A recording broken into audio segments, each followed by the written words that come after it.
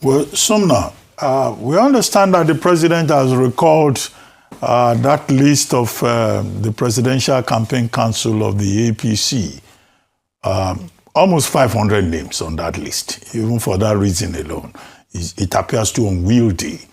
It looks like a gathering of the good, the bad, and the ugly in an attempt to make it appear inclusive.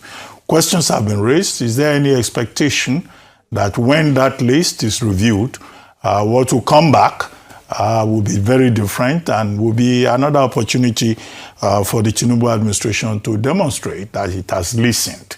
How far that listening will go remains to be seen. And then the subsidy debate, Atiku Abubakar versus the Tinubu administration. What should be the bottom line? Should it be subsidy removal or subsidy retention? Shouldn't the bottom line be about the people? Who should that subsidy, whether it's removed or it's retained, who should it benefit? Because even if you say you want to support local refineries, I assume that if there is no transparency, there will still be problems. Where are the people in the whole of this conversation? And then 500 Islamic clerics. Have we reached a point where we should make a law and say these clerics should just stay in their places of worship and not get involved? Because this election is not about shamanism.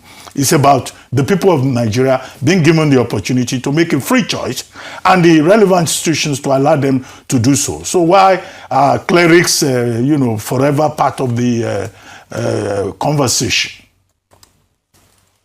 Before somebody will come now and say they've seen a name in the Quran or in the Bible. All right, I mean, Dr. Abati, that would just be like the 1979 politics, right? Of course, when you had someone actually predicting that he has seen a name that's in the Bible and it's called, well, I mean, let me not get into that so that I don't eat into our time. But of course, this religious politics have always happened every now and then. Very quickly, we start from the issue of the campaign team that you talked about. President Tinubu releasing that long campaign team. It's normal when you are actually the president of the country and then you're seeking re-election for a lot of people to want to join your campaign team. But you will see the balancing that we have there. I mean, he's choosing a northern senator, former governor to actually drive his campaign. Former Governor Yari, of course, is a very wealthy man. You can see the issues that he's been having with Ngerigu power and all of that. And it's normal. Since 2015, you will see that whenever the APC is trying to compose its team, the campaign DG it usually chooses must be someone that's very wealthy, influential, that can be able to actually cover some monies or look for monies for the campaign team. In 2015, we had Rotimi Amechi, then governor of the oil-rich state of River State, being plucked by candidate Muhammadu Buhari then. And then, of course, in 2019, when he was going for re-election, he retained Rotimi Amechi. But you will see that in 2023, Tinubu tried to bring Governor Simon Lalong, then of Plateau State.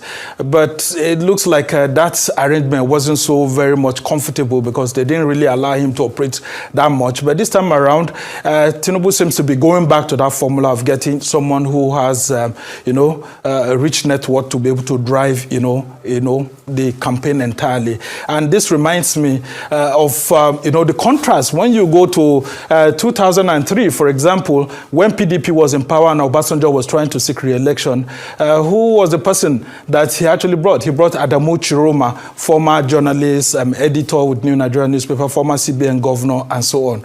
And then you will see that in 2011, Jonathan himself appointed Chief Michael Giadome, and then in 2015, we have Chief Amadou Ali being brought in. So it depends on what the president is looking at and who can deliver best. And then, of course, there's always that north-south balance, south balance. So when you have a northern president, he actually chooses someone who is from the south. And then when you have a southern president, he chooses someone who is from the north to create that balance. And, APC keeps telling us that that is running away from the PDP template. But I mean, from the issues of zoning to the issues of campaign DGs and all of that, you will see that, they just seem to be following that guide that PDP has set at the outset of democracy. Because in 2007, for example, when Yar'Adua was being brought in place, it was Chief Olusegun Obasanjo himself that was in charge of the campaign, because Yar'Adua was from the north. And so, I mean, these are the dynamics. But the composition of the campaign team itself, I mean, I'm thinking that is too, large for such a campaign, for a government that's already in power. And then, of course, for those who are in it, I mean, President Tinubu will be sending a very, very wrong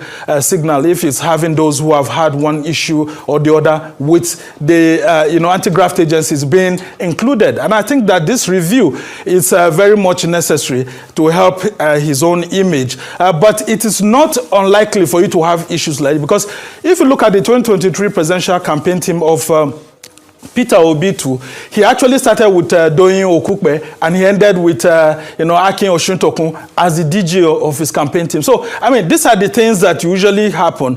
It will be tinkered with here and there, and then you will look for formidable people that will help you to be able to deliver. Look at Atiku Abubakar himself. In 2019, he had the likes of Benga Daniel and then Bukola Saraki driving his campaign. But of course, in 2023, he actually changed that too. So we are hoping that even the campaign team that will be released by Peter Obi and Atiku Abubakar will be one that will be driven by people who have a passion to be able to sell a message to Nigeria that actually resonates very well with the people. And then, of course, it should be people who actually sell hope to Nigeria, not people who will dampen and then want to resort to, the use of political violence as the last ditch. And this brings me to the conversation that you talked about on the issue of fuel subsidy.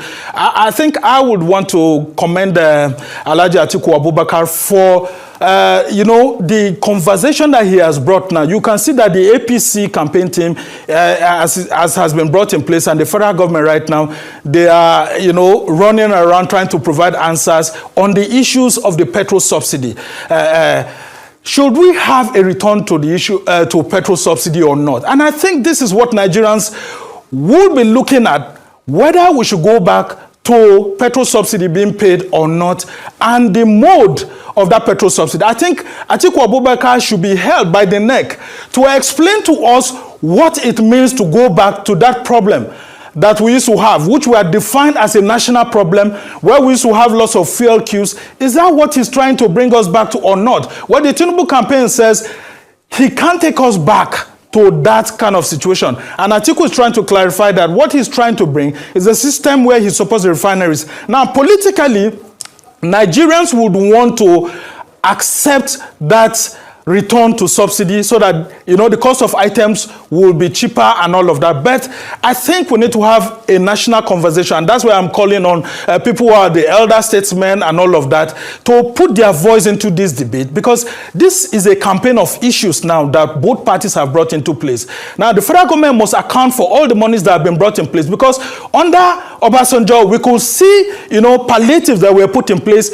Out of the 4 plans that they had executed 2. And you could see things that were put in place. Even under Abacha, we had PTF. And then when Obasanjo came with his own plan, we could see some palliative measures, though he didn't remove it totally. And under Jonathan, we saw Shopee. Now, in this administration by President Tinubu that he removed, can we say, in all honesty, that the Renewed Hope Initiative has actually tackled that issue of the fuel subsidy removal? Because people are saying that the Renewed Hope Initiative is just a blanket, a campaign slogan that was able to reach out to everyone, but it does not specifically talk about the fuel subsidy savings on how it has been able to be deployed. Because when you talk of NEL Fund, for example, NEL Fund, it's made up of loans. Students will definitely pay back. And then you talk about the conditional cash transfer. How many of Nigerians are actually receiving it? Yes, they said 25,000 naira of the TVET, that program that they put in place, is being given. But lots of Nigerians, Ayo, Dr. Abati, Rufai, I don't know if you know any young Nigerian that has been receiving that. But they keep pushing this towards. Under Buhari, we had this trader money and all of that, where Buhari tried to, in his own way, cushion the effect. But now, I can tell you that Atiku needs to do more to convince Nigerians. If the ADC is bringing this as a campaign strategy to actually take power, nonetheless, it needs to convince more Nigerians on how it needs to go about this. Because, for example, on that Tinubu, we have seen that this fuel subsidy savings and removal, it has favored the elites more than it is favoring the people. And the counterpunch from Atiku's team is that, look, you have been providing incentives to investors from the upstream and all of that, but nonetheless, Nigerians are suffering. So, in a nutshell, as we try to go into this election, I'm waiting to hear from Peter Obi what he will do differently, because he's missing in this conversation. Where is he at the moment? And for the issues of the imams that you raised about, APC should be careful not to drive us into a religious, conversation. They had accused Peter Obi of trying to go to the Christian minorities, trying to reach out to the Christian clerics. I hope this is not where they are also going to, because by bringing 500 imams to endorse the president, what does that add to the conversation? Does that change the price of petrol? Does that change the price of food items on the streets? So we must not go back to this religious narrative, because even the APC itself is being accused of being a more Muslim majority party than Christian, majority party. And I don't think we should allow religion to drive this conversation. We have started on the first week of the campaign on a very good note with this issue of petrol subsidy retention or outright removal, and we should continue to allow that to drive it. And then for other issues that you have raised, I think as Nigerians are beginning to get into the campaign season, what I'm interested in is what Peter Obi said. The issues that we have are the issues of job creation for young people. We have many of them. And he, tried to stylize it by bringing the issues of the European football being brought back. And I think that was a very, very good proposition by him too. As young Nigerians are beginning to allow football to take, domination into how, they try to cool off from politics and governance issues that they suffer from. Nonetheless, young Nigerians will begin to question each of the presidential candidates.